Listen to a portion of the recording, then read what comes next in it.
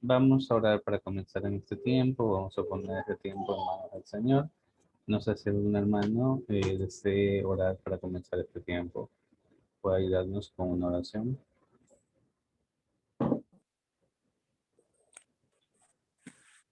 Buenas noches a todos.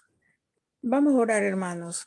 Padre mío, Dios mío, te alabamos y te bendecimos. Usted es el Dios grande y poderoso, aquel hacedor de los cielos y la tierra, aquel que está sentado en su trono y desde allí imparte bendición para cada uno de nosotros y todo aquel que ha creído en él. Padre, en esta noche pedimos a ti en el nombre de Jesús, que en esta reunión, Señor, lo que se va a exponer, tu palabra, todo lo que se hace desde el comienzo hasta el final, Señor, sea bendiciendo, Padre mío, y a cada persona también.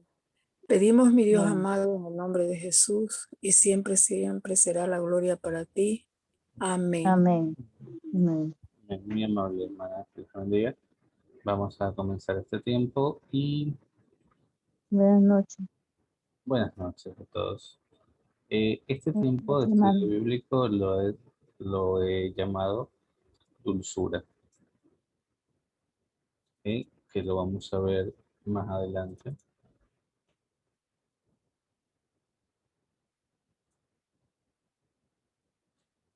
Dice Proverbios 16:17. El camino de los rectos se aparta del mal. Su vida guarda el que guarda su camino.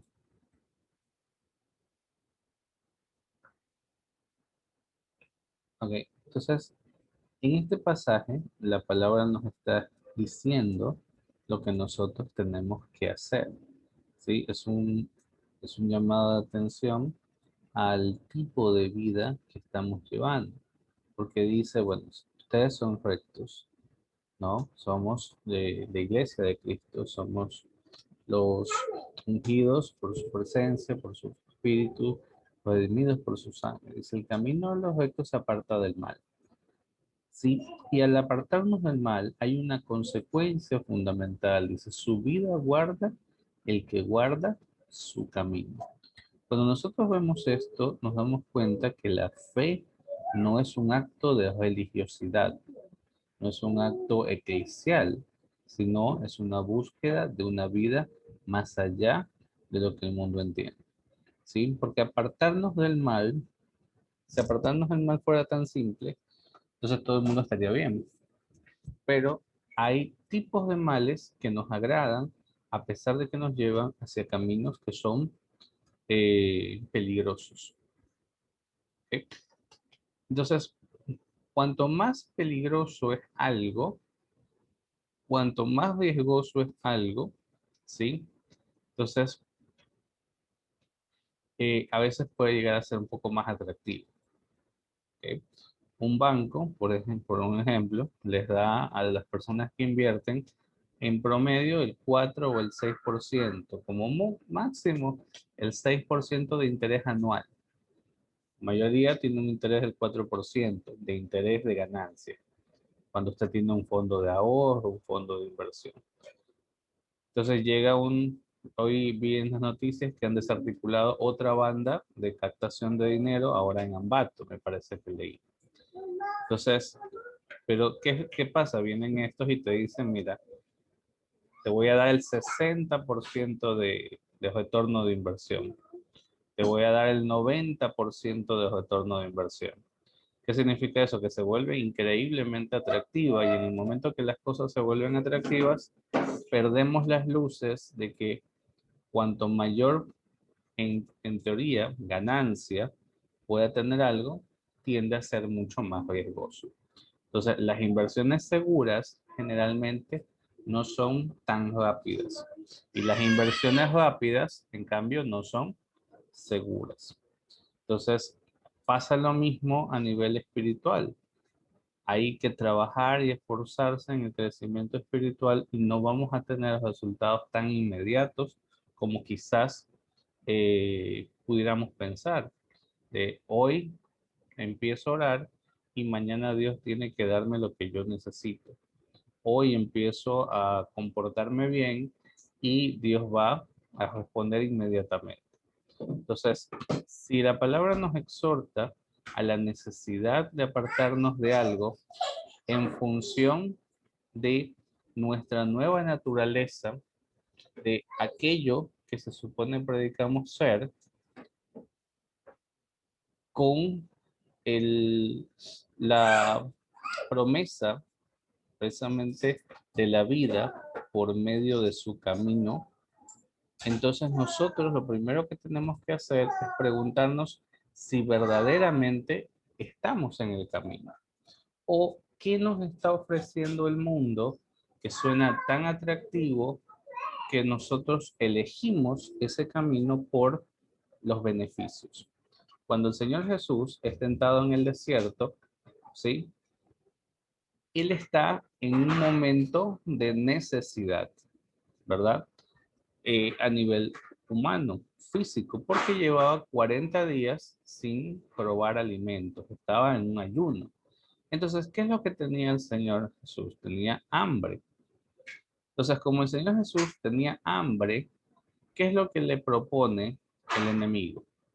Le dice, escrito está, que si te dices a esa piedra que se convierta en pan, entonces, ¿por qué no lo haces? ¿Sí? Entonces, él está ofreciendo algo vinculado con su necesidad. Entonces, el enemigo obviamente va a llegar cuando tú estés en necesidad. Entonces, la necesidad tiene la capacidad de distorsionar nuestra percepción de las realidades. ¿Por qué prosperan estos negocios fraudulentos? Porque la gente tiene necesidad. Obviamente, viene alguien y te dice, mira, te voy a multiplicar el dinero. Entonces, ¿quién no va a decir, sabe que toma todo lo que tengo y dame más de lo que me estás dando? Pasa lo mismo en cualquier aspecto de la vida, ¿sí? Si estamos peleados con alguien, tenemos una disputa familiar interna, ¿sí? ¿A quién preferimos en ese momento? Preferimos a los amigos que están fuera del hogar, en lugar de preferir a nuestra propia familia, porque obviamente, ¿qué pasa? Está peleado, ¿sí? Cuando los padres se pelean, ¿a quiénes buscan los hijos? Buscan a los amigos, a las compañías, no siempre las mejores. ¿Pero por qué? Porque el mundo le está ofreciendo un mejor lugar, ¿sí? Aparentemente. Y así pasa en todos los sentidos. Cuando en un trabajo hay tensiones y de pronto algo te ofrecen por allá, pero no están seguros. Entonces, en el momento que sentimos por dentro que estamos viviendo esa inestabilidad emocional de la necesidad, eso altera nuestra forma de percibir. Entonces, algo que daña nuestro temperamento, nuestro carácter, al punto de que buscamos, ¿qué es lo opuesto de la vida? Lo opuesto de la vida es la muerte. Hay personas, como nos decía la pastora Isabel el día domingo, que hay una crisis fuerte de, eh, ¿cómo se llama? De depresión. Hay personas que quieren morirse.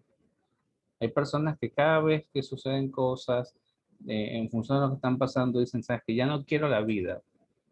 La vida para mí ya no es lo mismo, porque hay muchas personas que han perdido trabajo, han perdido su salud, han perdido dinero, han perdido seres queridos. Entonces, y hoy están buscándole, todos los días buscan una razón para vivir. Entonces, el enemigo conoce eso ya y sabe que es más fácil esa persona ser influenciada hacia el camino que lleva a la perdición. ¿Sí? Es fácil esa persona de ser engañada porque está emocionalmente inestable, está emocionalmente frágil, ¿sí? Y entonces está como llevado por vientos de doctrina a todos lados. Pasa en las iglesias, pasa en las familias, pasa en todos los ámbitos. Entonces, pero la palabra nos dice de un camino. Dice, guarda su camino. Entonces, la palabra nos dice que ¿quién es el camino?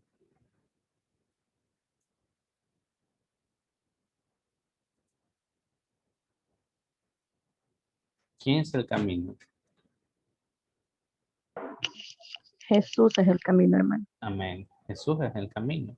Entonces, si Jesús es el camino, Él es nuestro referente de aquello que significa apartarse del mal. Sí, porque si nosotros usamos la expresión apartarse del mal como algo perverso y diabólico en un cierto contexto, entonces cualquier cosa que nosotros hagamos, aunque esté equivocada, podemos decir, bueno, yo no soy malo. Cualquier persona en su propia percepción se autopercibe como alguien no tan malo. Cuando uno le pregunta a alguien del mundo acerca de su relación con Dios y de cómo se percibe a sí mismo, él dice, bueno, está bien. Porque lo que te dice es, mira, yo no robo, yo no mato, yo no he lastimado a nadie. ¿Qué es lo que está haciendo? Se está comparando con qué? Se está comparando con lo peor del mundo. Para que en esa comparativa le dé bien. O sea, comparan los dos y dice, bueno, yo me estoy comparando como alguien que esté en el peor pabellón de la penitenciaría. Entonces, pero ¿con quién debemos compararnos todo el tiempo para tener una percepción de si estamos o no estamos en el camino? Tenemos que compararnos con el Señor Jesús, ¿sí? Alguien podría decir, eso es una comparación demasiado fuerte, y debe ser así, porque ¿cómo podemos decir que estamos en el camino si no estamos desarrollando las características de Cristo? ¿Sí? La palabra nos dice que debemos avanzar, debemos crecer a la estatura hasta que alcancemos la estatura del varón perfecto, ¿verdad? Pero ¿cómo vamos a alcanzar la estatura del varón perfecto si perdemos de vista el camino por donde andamos? Como creyentes, todos tenemos esa capacidad de desviarnos del camino, ¿sí? Y de perder la perspectiva de a quién estamos siguiendo. Cuando nosotros vemos el relato del camino de Maús, cuando eh, los discípulos empiezan a caminar y alguien se les acerca y están tristes, ¿ok? Ellos sin darse cuenta están hablando con el Señor, pero no los reconocen. Y Él les empieza a explicar las escrituras y de pronto desaparece. Entonces, nosotros necesitamos entender plenamente si estamos o no caminando. Y para eso necesitamos los estudios bíblicos, ¿sí? No es por gusto que estudiamos la palabra, no es por gusto que nos reunimos a leerla. Es porque necesitamos tener claro qué significa el camino, cuáles son las características de Cristo, qué es lo que Él haría enfrentando las situaciones del mundo moderno a la luz de su palabra, ¿sí? Entonces, para que cuando el enemigo nos diga, en el momento de necesidad, ¿sí?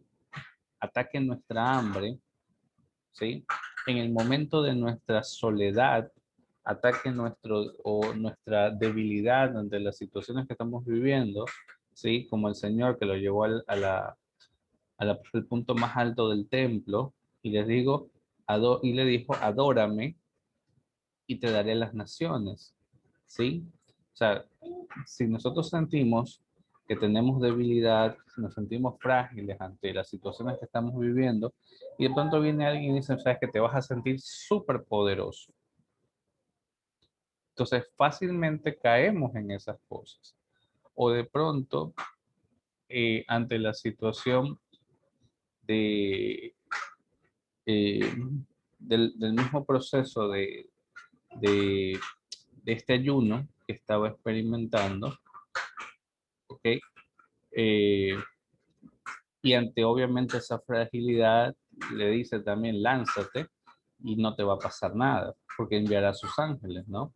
Entonces también empezamos a desarrollar actitudes de pronto temerarias o desinteresadas de las cosas que nosotros tenemos. Entonces, todo eso apuntalado, ¿por qué? Por una necesidad que nos hace apartarnos del camino. Entonces, nosotros necesitamos darnos cuenta cuáles son esas necesidades que se están gestando en nuestro interior y empezar a clamar por ellas también para que el Señor nos dé la fortaleza para que, aún no teniéndolas, podamos seguir en su camino. Aún no obteniendo visiblemente lo que anhelamos, aun cuando la vida no sea lo que queramos, Aun cuando mis hijos no sean lo que yo quiero, aun cuando mis padres no sean lo que yo quiero, aun cuando mis hermanos no sean lo que yo quiero, podamos seguir orando y decirle, Señor, quiero seguir guardando tu camino. ¿Por qué? Porque tú eres mi camino, tú eres mi vida y tu presencia es lo que me hace vivir rectamente, hasta donde mi humanidad te permite interferir en mis decisiones, que es lo que necesitamos.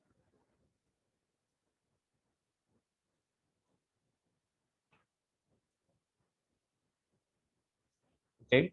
Entonces, el desarrollo de estas necesidades, cuando dejamos que estas necesidades empiecen a gobernar nuestra mente, dice, antes del quebrantamiento es la soberbia y antes de la caída la altivez de espíritu, ¿sí?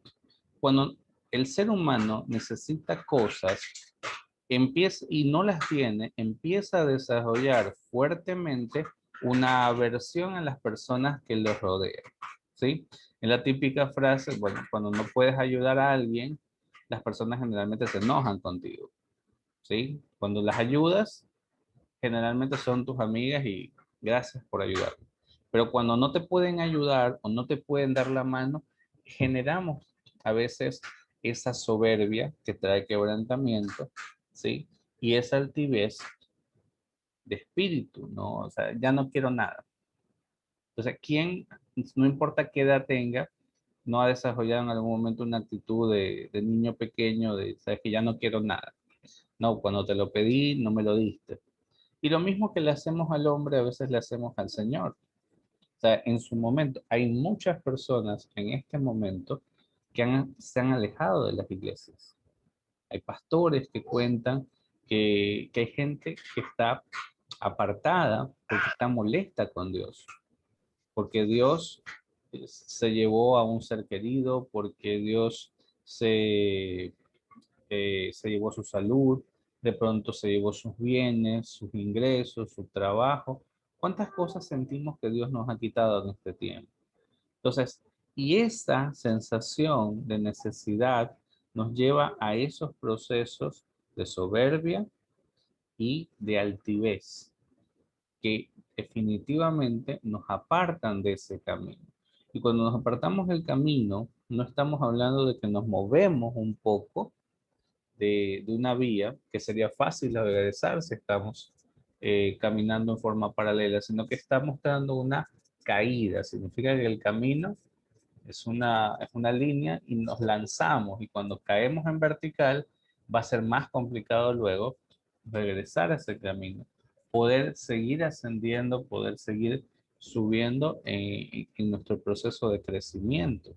Entonces, necesitamos identificar en nuestra vida si hay soberbia, ¿sí? Si esa soberbia nos está alejando de las personas a las que el Señor nos llama a acercarnos y mostrarles la palabra. Si hay altivez de espíritu, a veces es difícil darnos cuenta, pero a veces nos enojamos, ¿sí? Nos enojamos con las personas a nuestro alrededor porque sentimos que esa persona nos está haciendo mal y no nos damos cuenta que de alguna forma estamos reflejando sobre las personas que nos molestan aquello que sentimos realmente hacia Dios. ¿Qué significa eso? ¿Quién es mi guardador según la palabra? Alguien que nos diga, ¿quién es mi guardador? ¿Quién es su guardador? El que guarda su entrada y su salida.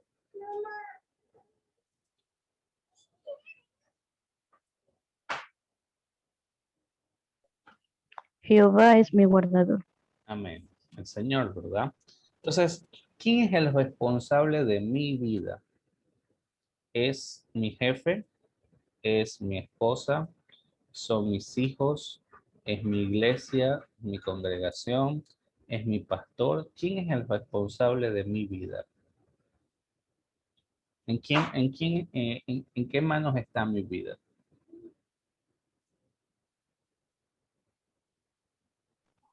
En las manos de Dios está nuestra vida, hermano. Amén.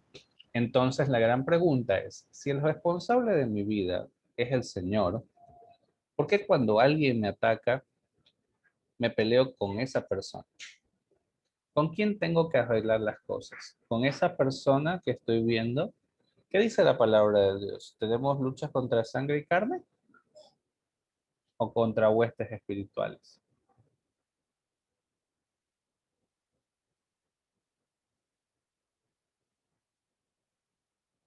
¿Yo debo ir y atacar a la persona que veo o debo arreglar mis problemas con el Señor? Voy a decir, a ver, esa persona no es responsable de mi vida. El único responsable de mi vida es el Señor. Y si Él lo permitió, significa que tiene un propósito para eso.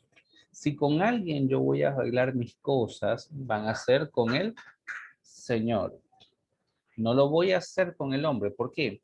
Porque aunque no nos demos cuenta, cuando nos enojamos con una persona que nos lastimó, quizás no lo notemos y no nos damos cuenta. Cuando nos enojamos con alguien que nos lastimó, no estamos enojados verdaderamente con esa persona.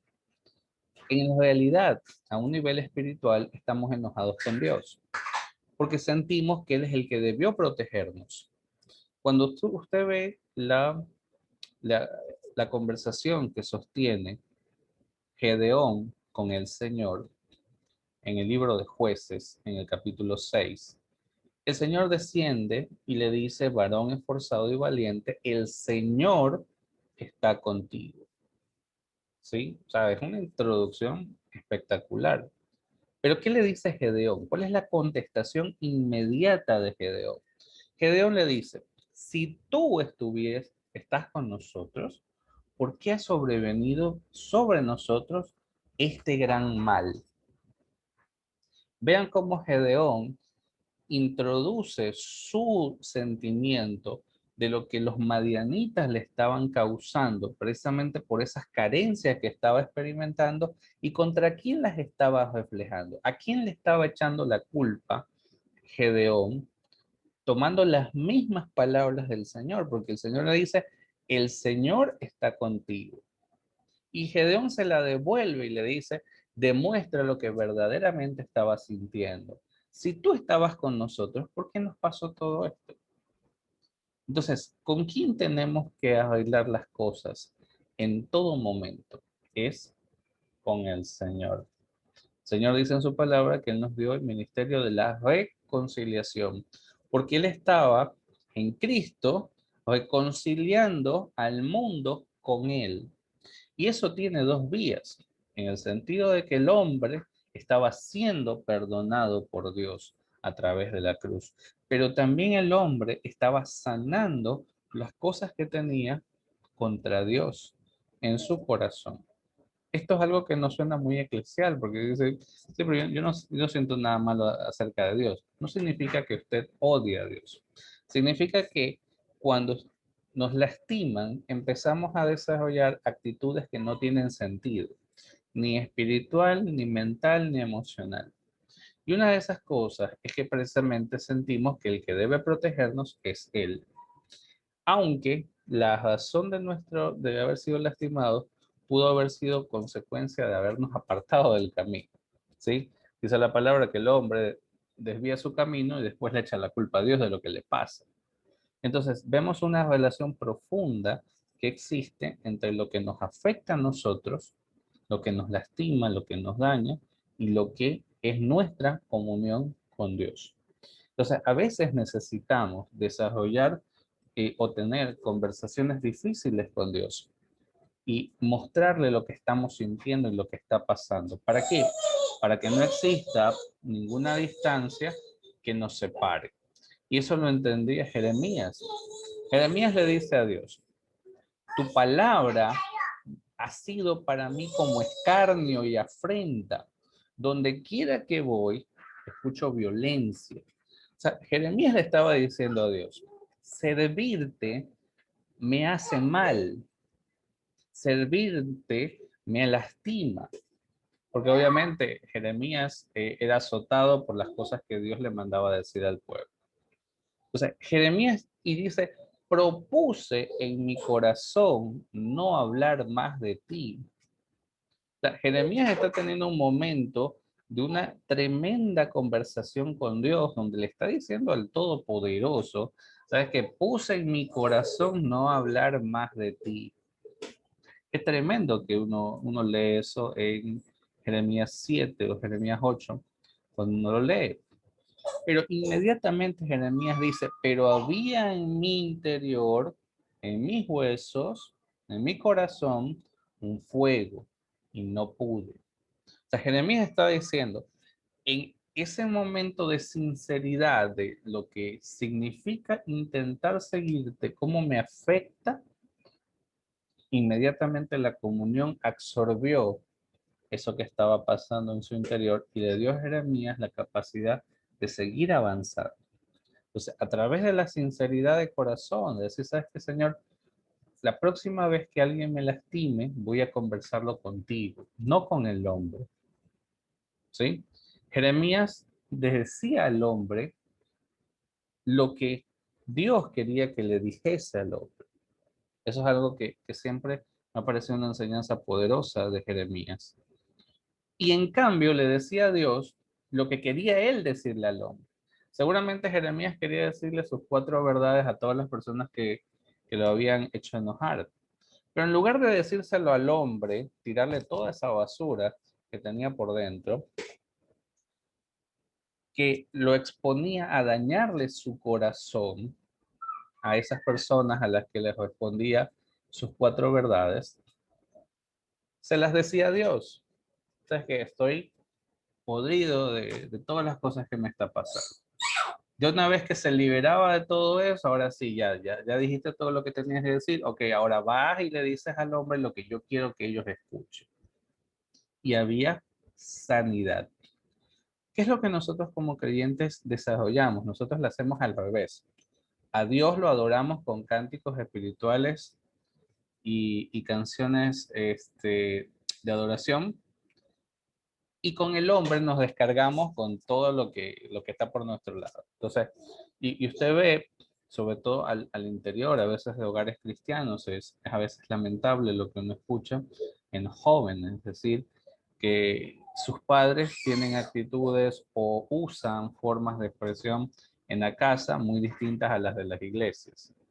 Donde están en las iglesias es cánticos y es amor y es ágape y eh, es coidonía, es todo lo que tú quieras, pero llegas a la casa y es entonces una cosa distinta. ¿Por qué? Porque invertimos el orden. ¿Por qué no lo cambiamos? ¿Por qué no le llevamos a Dios las cosas difíciles que estamos sintiendo? Y le digo a Dios lo que siento y lo que quisiera decirle a las personas que me afectan para ser lleno, para ser vaciado primero de la presencia del Señor. ¿Sí? Cuando usted lleva un vaso sucio, con agua sucia, al lavadero, y usted abre la llave, por muy sucio que está ese vaso, empieza a entrar agua limpia y al final el vaso queda limpio, ¿verdad? Pues a veces también nosotros necesitamos ir a la presencia del Señor, dejar la soberbia, dejar lo que me lastimó, dejar la altivez de espíritu y quebrarme delante del Señor. Que el quebrantamiento esté delante de Él y no delante del mundo, cuando ofenda, cuando lastime, cuando diga las cosas que no debo decir, que me van a acarrear problemas en mi vida. Todas ellas derivadas de una necesidad que no está siendo atendida en nuestro interior. Entonces, dice, mejor es humillar el espíritu con los humildes que repartir despojos con los soberbios. ¿Sí? Entonces, si yo me quebranto delante del Señor, como mucha gente lo está haciendo, ¿sí? En lugar de ir y hacer las cosas que entiendo que es como deben hacerse y decir las cosas groseras que de pronto quisiera decir o reaccionar como normalmente lo haría, me quiebro delante del Señor y le digo, Señor, esto me está pasando. Me siento afligido, no me salen las cosas, no hay los resultados que yo veo en mi vida, hay tantas cosas que me gustaría alcanzar y no las alcanzo. no tengo el empleo que quisiera, no tengo el hogar que quisiera, no tengo la vida que quisiera. Entonces, en lugar de ir mostrando o desarrollando o transmitiendo, porque se nota cuando alguien está decepcionado con su vida, en la forma de tratar, en la forma de ser, en la forma de actuar, y tener ese momento en el que Dios, Señor, voy a dejar de, eh, ¿cómo se llama? Desear las cosas que otras personas tienen. Porque como dicen por ahí, ¿no? Siempre sentimos que el pasto es más verde en la casa del vecino, que las cosas le van mejor a las personas que están a mi alrededor. Entonces, dejar de lado esa soberbia, decir, ¿saben? No, no me voy a enfocar, también esto lo manifestaba mucho la pastora Isabel, cuando decía que no debemos compararnos con nadie, con otras personas. ¿Qué es lo que debemos ir? Debemos ir a la presencia del Señor con humildad y contarle al Señor las cosas que necesito, que las cosas que siento, las cosas que me afligen, sabiendo que el Señor, sí, dice la palabra que Él habita en lo alto y en lo sublime, pero también con Él quebrantado de corazón, con el que es humilde de corazón. Entonces, en esa humildad, buscar del Señor, ese Señor, en lugar de enojarme con el mundo, en lugar de enojarme con mi vida, con las cosas que vivo, con lo que hago, voy a hacer algo. Y ese algo es estar en tu presencia. Sí, voy a liberar mi corazón que me aflige, en lugar de decirle cuatro cosas a la persona que me afligió, quiero decirte cuatro cosas a ti. Quiero descargarme y luego sí vendrá la adoración, la alabanza, esa sensación de paz que me da tu presencia. Es invertir las cosas, es buscar del Señor. Cuando el enemigo le decía al Señor Jesús, escrito está, Él siempre les contesta con, también escrito está. ¿Sí? Esta es la palabra verdadera. Esta es la interpretación adecuada. Y vivimos tiempos tan apremiantes donde todo el mundo, o sea, la persona que hoy no tuvo un tiempo con Dios, definitivamente debe sentir que le faltó más que nunca algo importante en su vida. Porque hay necesidad, hay situaciones complejas, hay negocios que no se reactivan, hay personas que envían hojas de vida, que no los llaman, ¿sí? Y situaciones que te desesperan. Sí, justamente antes de ayer me escribió un amigo, somos colegas eh, en mi profesión, y me envía una, una oferta de empleo verdaderamente que daba una mezcla de entre coraje y desesperación, ¿sí? Porque en esa hoja de vida, en esa oferta de empleo, te pedían un montón de cosas, un montón de conocimientos de un montón de áreas. Era una cosa impresionante. O sea, era prácticamente te estaban pidiendo que en el equipo de fútbol tú fueras delantero, defensa, mediocampo, arquero, técnico y te pagaban como si fueras el aguatero. Entonces, cuando uno ve esas cosas, o debe haberle pasado a muchas personas que están buscando empleo, y en todos lados te ofrecen el básico y trabajando probablemente más de las horas, o de pronto sin afiliación. Entonces, son cosas que a veces son verdaderamente decepcionantes, y uno dice, wow, chuzo, está complicada la cosa. Pero en ese momento, ¿qué voy a hacer? Voy a empezar a renegar que las empresas son malas, que las personas son malas, que no tengo oportunidad, o caer en autocomiseración, pobrecito de mí, ¿qué será de mí? Con ese momento buscar la presencia del Señor y decir, Señor, tú vas a proveer lo que necesitamos, proveer que se abran las puertas que mi mente dicen que no se pueden abrir, que no hay negocios, que no hay empresas, que no va a funcionar, que lo que ponga va a fracasar, y esperar que el Señor abra las puertas necesarias para en su presencia recibir, primero que nada, de su presencia. ¿Qué es lo más importante? Recibirlo a Él. Porque le dice la palabra, más buscar primeramente el reino de Dios y su justicia. Y todo os será añadido. Pero es verdad, somos seres humanos y a veces la añadidura nos quita el gozo. La añadidura, pensar en lo que me falta, todos llegamos a esos momentos en los que nos desesperamos. Con mi esposa estamos iniciando un negocio, iniciamos más o menos a inicios del año, y cada mes es el pensamiento de tenemos que cubrir un cheque, tenemos que cubrir un, ¿cómo se llama? Un arriendo. Entonces estamos en eso y es como que vivimos un día a la vez y verdaderamente es a veces estresante, es desesperante, o eh, estamos recién 8 y a mucha gente ya no le queda nada del sueldo que cobró a fin de mes y está pensando cómo llega a quincena y hay algunos que no pagan quincena, otros no están trabajando. Entonces, todo ese cúmulo de cosas, de necesidades, definitivamente afectan nuestra capacidad de reaccionar ante el mundo, de reaccionar ante las personas, guardando aquel compromiso que nosotros asumimos con el Señor de vivir de acuerdo a sus propósitos, de acuerdo a su voluntad. Porque todo lo que nosotros hagamos tiene como propósito manifestar a quién, al Señor. Porque somos el cuerpo de Cristo, significa que somos la imagen visible de aquel Mesías que la gente no puede ver.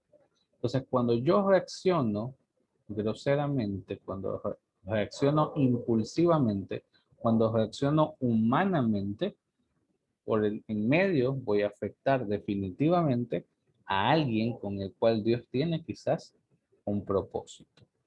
Y es difícil. Yo en mi trabajo, en el principio, tengo una jefa que a veces, la verdad, no le caigo muy bien. Y una de las razones por las que no le caigo bien es que llegué a reemplazar a un amigo de ella. Desde que llegué, hemos tenido relaciones tensas.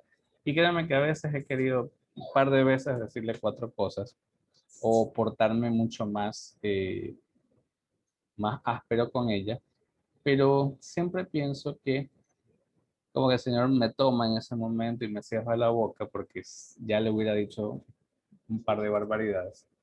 Y lo que pone en mi corazón es que quizás el día de mañana yo puedo ser instrumento para algo que Él quiera hacer con él. Quizás sí, quizás no lo sabemos, pero no perder la oportunidad del día de mañana darle una palabra. Va a ser muy difícil que yo le dé una palabra de Dios después de haberle gritado o dicho alguna cosa. Entonces, no quemar esos puentes, no quemar esa oportunidad de, de predicar el evangelio en cada cosa que hagamos.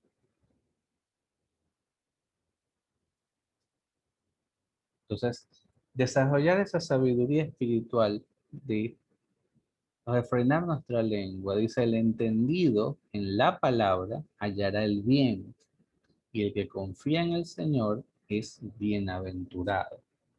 Entonces, ¿qué debo hacer? ¿Defenderme yo mismo ante la situación o debo, entendido en la palabra, hallar el bien, tomar la mejor decisión posible, tomar la mejor actitud posible, ¿sí? Confiando que en el Señor, indiferentemente de las cosas que sucedan, si yo confío en el Señor, ¿qué voy a hacer? Bienaventurado.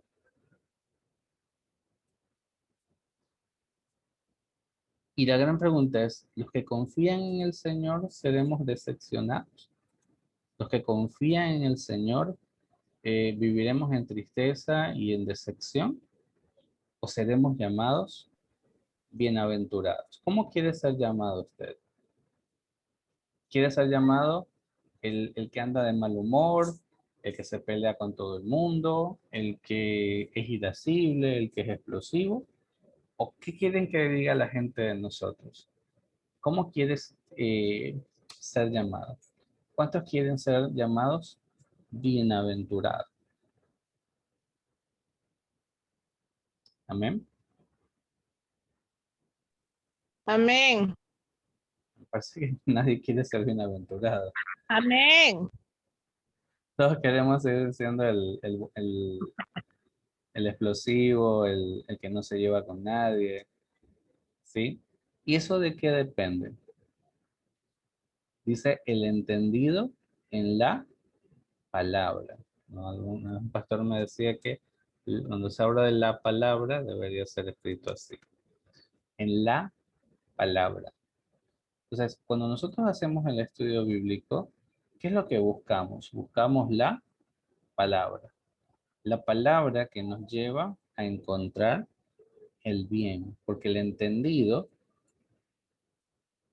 es entendido, es sabio en función de lo que conoce de la palabra. No somos entendidos en nuestra propia naturaleza o en nuestra propia capacidad, sino que esa sabiduría viene de la palabra. Dice, hallará el bien, y el que confía en el Señor es bienaventurado. Aquí hay un cambio. Cuando nosotros volvemos a los versículos anteriores, habla de soberbia, habla de caída, altivez, quebrantamiento, ¿verdad? Pero ¿qué nos recibe en el versículo 20?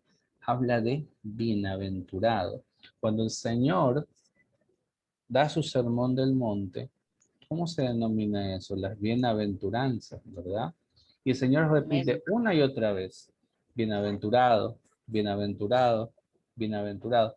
Pero en lo que Él dice en las bienaventuranzas no son cosas que aparentemente sean agradables. Él dice, bienaventurados los que sufren, porque hallarán consuelo. Bienaventurados los que tienen hambre y sed de justicia. O sea, no está hablando de, o sea, en algún sentido se puede decir, no está hablando de personas que aparentemente se sientan felices o que estén pasando por una situación sencilla. Él está hablando de gente que está pasando por situaciones difíciles, pero a pesar de eso dice, serán llamados bienaventurados. Y una de las cosas maravillosas es, bienaventurados los pacificadores, porque serán llamados hijos de Dios, ¿verdad? Amén. ¿Ok? Y ahí es Amén. donde viene y cerramos el tema general de este pequeño estudio bíblico, que es el título que le di al principio. Ya hablamos ¿de qué cosa? De bienaventurados. Y ahora termina el estudio con la palabra dulzura de labios. Dulzura de Dice, labios. el sabio de corazón, Es llamado prudente. prudente, La y la dulzura de dulzura labios. de corazón de labios, dice, aumenta el Saber. saber. Y la gran pregunta que nos debemos hacer nosotros es, ¿qué tan dulces son nuestros labios? ¿Qué tan dulces son aquellas palabras que salen de las palabras salen de nuestra boca o la palabra dice que salen de nuestro corazón? ¿De dónde salen las palabras? Del corazón. Porque ¿qué dice la palabra? De la abundancia del... Del corazón habla la boca.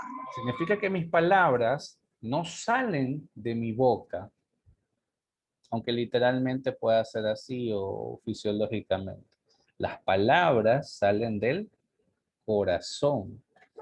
Y a veces las palabras más duras son aquellas que ya llevan tiempito en el corazón pudriéndose y añejándose, porque no las decimos en su momento y cuando salen, es como cuando usted ha dejado una comida que se echó a perder en el refrigerador y cuando la saca el olor es impresionante. Pero en cambio, si el corazón está bien, ¿qué es el objetivo del Señor? Porque dice, sobre toda cosa guardada, guarda tu corazón, porque de él mana La vida. su vida. Mana Y vemos como subida. todo lo que Él va diciendo, todo lo que el Señor nos va diciendo, tiene que ver con eso, con nuestro corazón. La sabiduría de corazón. Proverbios dice, ¿qué dice acerca de la sabiduría? ¿Cuál es el principio de la sabiduría según Proverbios?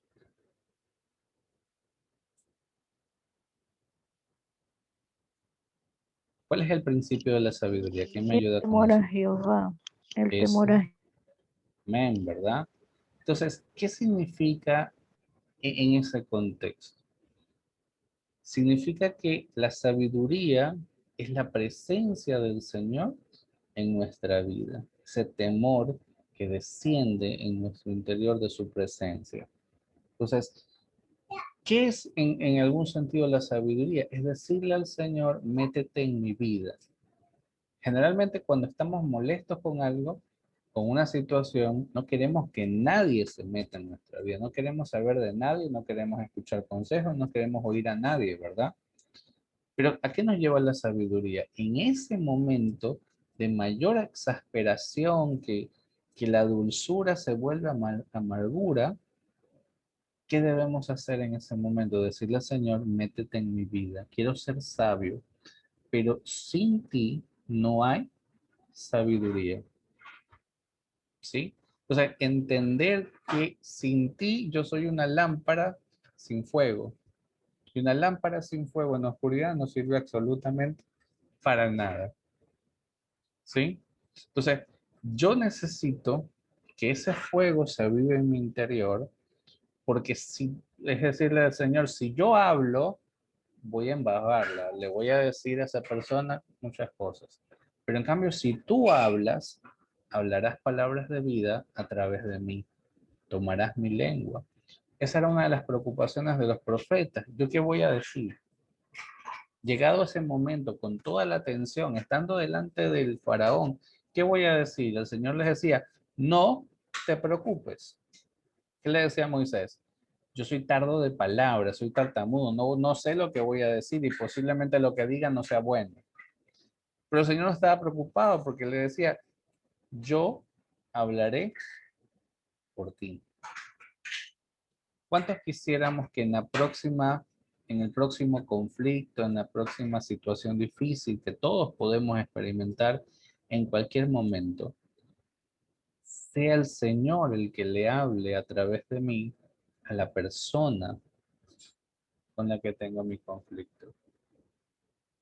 ¿Qué dice el Señor en su palabra? Porque la mansa respuesta aplaca la ira. ¿Le gustaría a usted que la próxima vez que usted le hable a sus hijos, sea el Señor el que habla a través de usted a ellos y venga palabra directamente de Él hacia ellos? Que la próxima vez que le hable a sus padres, sea el Señor el que tome su cuerpo y hable a través y sus palabras en el eco de su voz, usándolo a usted para hablar. ¿Qué es lo que hacía Dios con Moisés? Dios les hablaba a Moisés, al pueblo a través de Moisés, era un recipiente, lo que los judíos llaman un jasón, un, una vasija a través de la cual Dios se manifestaba.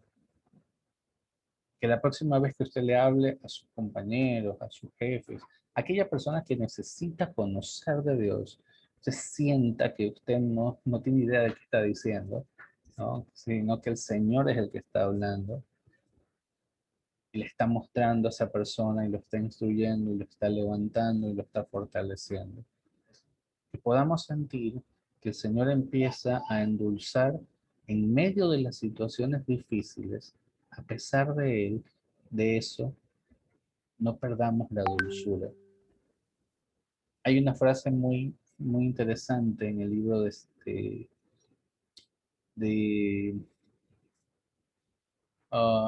perdón, la mamá de, no, sería la abuelita de David, en el libro de Ruth, ¿verdad? Cuando Noemí le dice a las personas, no me llamen más Noemí, Y cuando usted va y estudia un poquito y lee qué significa Noemí, Noemí significa mi dulzura. No sé si lo han leído en algún momento. ¿Qué significa Noemí? Noemí significa mi dulzura. Entonces, cuando a ella le llamaban Noemí, Noemí perdió a sus hijos, perdió a su esposo, perdió a su país. Estaba sola. No tenía hijos, no tenía esposo. Cuando alguien le llama y le llama por su nombre, ¿sí? Y ese mi dulzura significa la dulzura de Dios. Ella dice, no, no me llamen mi dulzura. ¿Ok? Llámenme Mara. Y Mara significa amargura.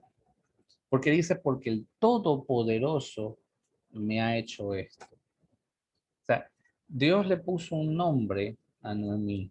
La llamó mi dulzura. Pero las aflicciones de corazón, el espíritu quebrantado por las cosas que le habían quitado, hizo que ella se denomine a sí mismo amargura, porque eso era lo que estaba sintiendo. ¿Y qué hizo el Señor a través de Ruth? De alguien que decidió ser usada por Dios para hablar a través de ella. Porque Noemí le dice a ella, apártate de mí, déjame sola, abandóname, porque no te sirvo para nada.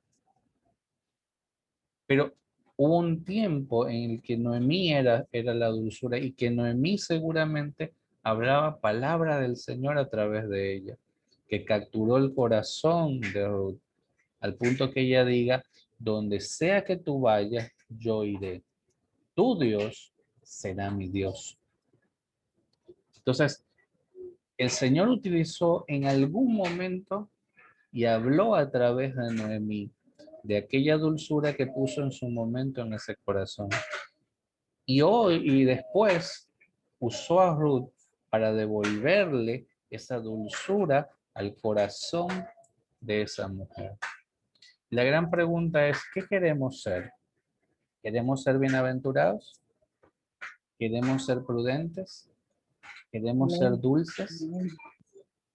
¿O queremos ser lo otro? ¿Queremos ser soberbios, altivos, irascibles, amargos? Entonces, esto parece fácil, pero definitivamente no lo es. Y la razón de que no sea fácil es que necesitamos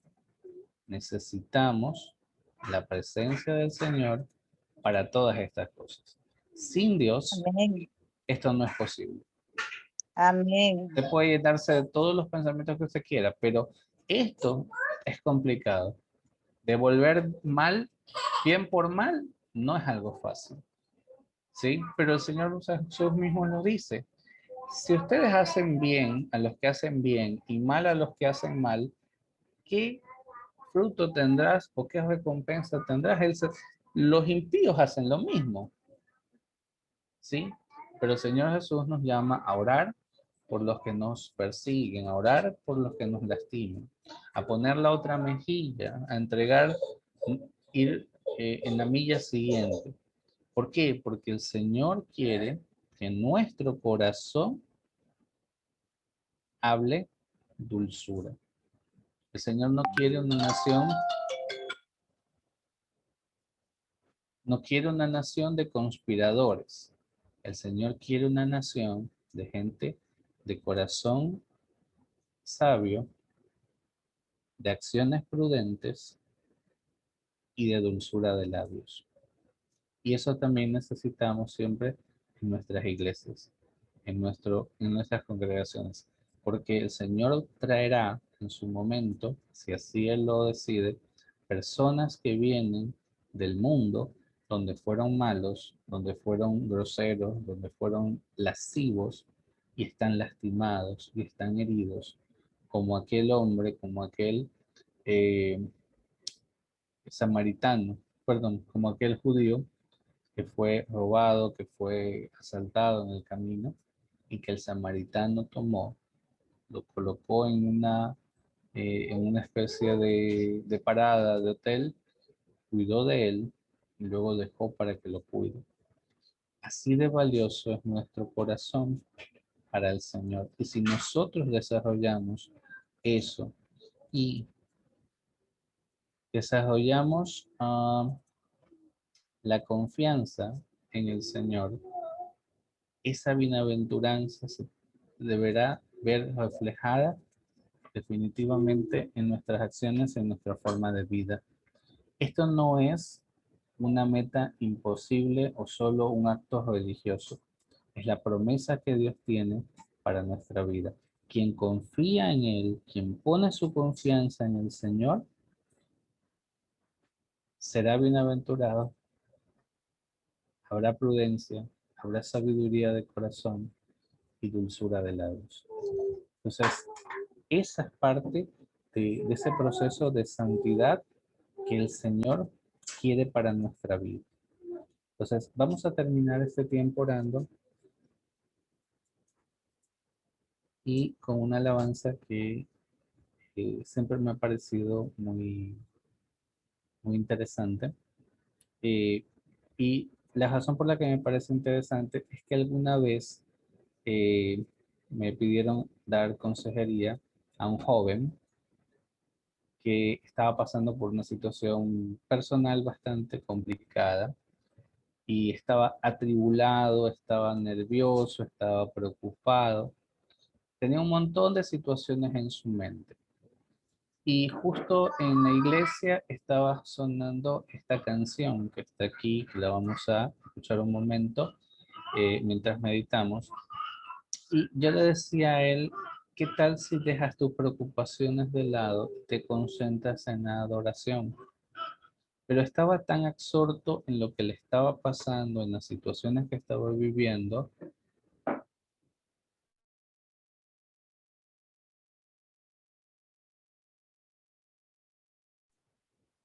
que no quería adorar, no quería saber nada de cantar, porque él decía, pero ¿qué tiene que ver eso con mi situación? ¿Cómo va a cambiar un momento de cantar una canción mi vida? Y la verdad es que tu vida no va a cambiar, pero lo que sí va a cambiar es tu corazón, que es lo que debe cambiar. Y me parece maravilloso cuando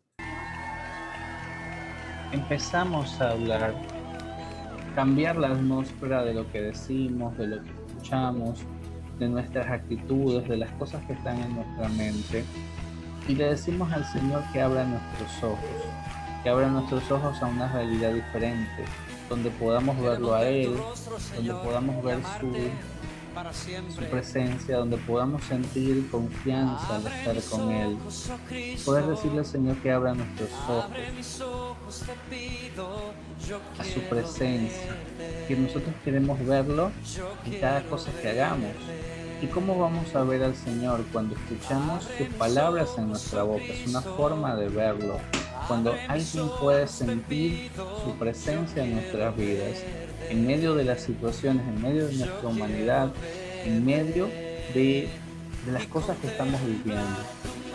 ¿Cuántos de nosotros queremos ver la presencia del Señor en nuestras vidas, en nuestra familia, también en nuestra economía, en nuestra salud, en nuestro país, en nuestro gobierno? Y es tremendo que podamos decir, bueno, voy a cambiar mi actitud, voy a empezar a cantar, voy a creer que mientras canto, mientras adoro, mientras alabo, algo está pasando espiritualmente. Tener ese privilegio de decirle al Señor, santo, santo, santo, en medio de las cosas que estoy viviendo, como estoy, con mis errores, con las cosas que he perdido, con las cosas que no logro, decirle al Señor que es un tiempo en el que voy a adorarte a ti. Y siento que mientras está pasando, algo está ocurriendo en mi interior, en mi corazón, en mi mente, en mi vida, Señor, transformando, porque yo soy el que debe ser transformado primero, en mis actitudes, en mis pensamientos, Señor, en la fuerza que necesito para avanzar, desarrollar la confianza plena de que Él tiene todo lo que yo necesito, de que Él es mi guardador, de que Él es la persona que va a hacerse responsable de mi vida. Él es el único responsable de mi vida. Es con quien voy a tratar cuando esté feliz, cuando esté enojado, cuando tenga situaciones difíciles. quiero poder estar ahí y eventualmente contemplaremos su majestad, su gloria en nuestra vida, en nuestras actitudes, en nuestra capacidad de cumplir el propósito que Él tiene para nuestra vida. Entonces les dejo esta alabanza y vamos a terminar orando. No sé si alguien de los presentes desea orar para terminar este tiempo.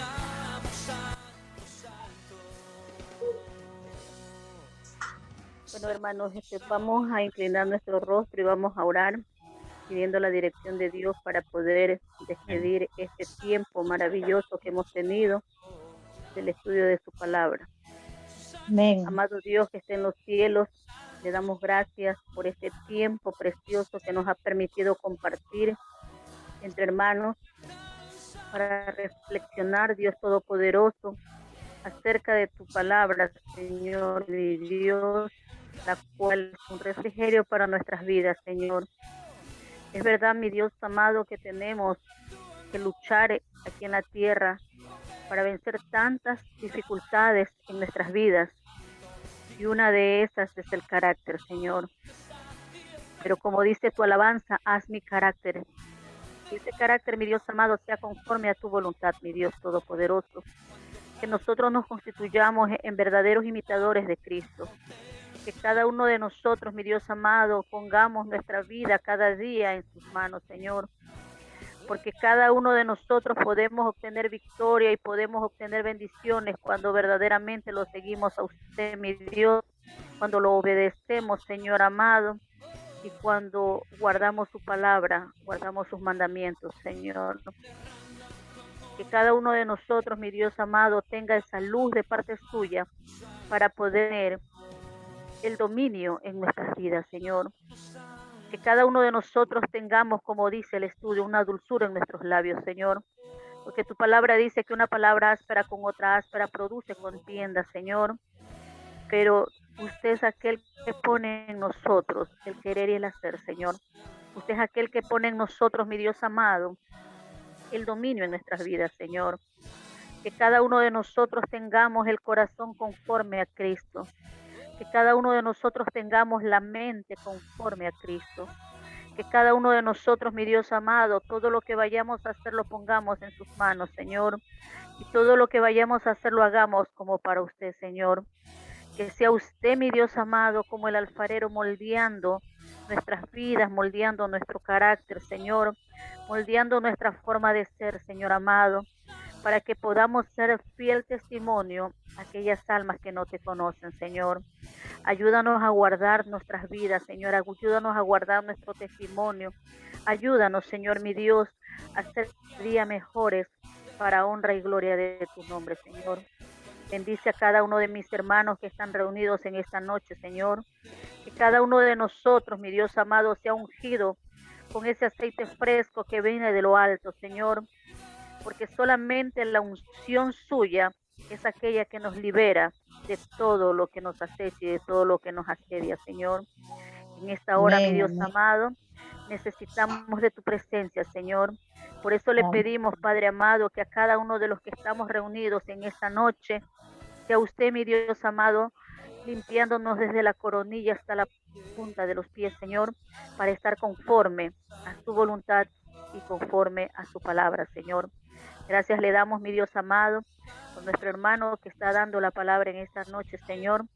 Sea usted, mi Dios Todopoderoso, poniendo sobre la vida de él más sabiduría de lo alto, Señor. Y en esta noche derrama del aceite fresco sobre su vida, Padre amado, para que de esta manera la unción sea derramada sobre él y ésta se extienda hacia su esposa, sus hijos, su hija y hacia toda su familia, Señor. Bendecimos, Señor, a toda la Grey y declaramos victoria para Ágape en esta hora, Señor. Le damos gracias en el nombre de Jesús. Amén y amén. Gloria Amén, a Dios. hermanos. Amén. Amén. Muchas gracias por este tiempo, por haber dedicado esta oportunidad de reunirnos, aunque sea de esta manera. Señor los bendiga grandemente. Voy a